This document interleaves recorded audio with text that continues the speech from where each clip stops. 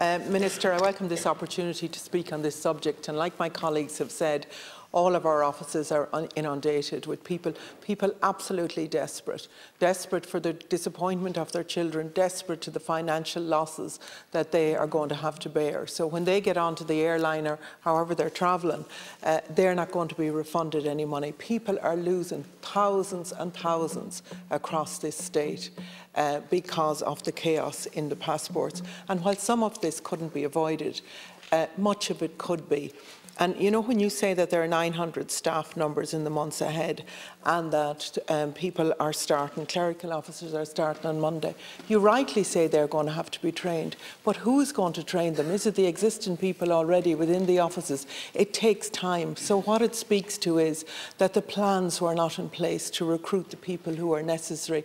We saw the avalanche of requests coming down earlier on. In relation to getting back to Garda stations as well, you have many Garda stations across rural Ireland that are only operating in restricted hours and restricted days in the week. And when the passport office gets back to them, if they get back to them twice and they can't get an answer, again, that's another block in the system. The situation in relation to photographs, I don't think is acceptable either, because I know that, as my colleague said, that it was cited that 40% of the forms were wrong and all that, and that has to speak to the fact that the forms are wrong in the first place.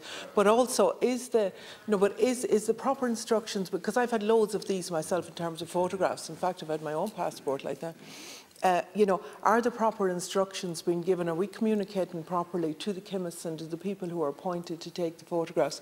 There are many, many practical things that could be done inside the system to speed this up. But I really think that there needs to be an urgency, and for the staff that have been recruited to be trained almost outside the passport office, but also to look in terms of the verification. Nobody wants to impede on the integrity of the passport application process.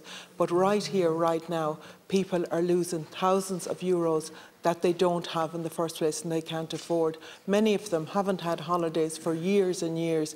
We have children on school tours as well who watch all of their friends going abroad when they cannot get to join them. So I think it's the last thing the people in this country need, people who have saved and scrimped and done without to get abroad. We really need to fix this problem. I hear what you're saying, and I think it's right to put that message out there for people to apply online.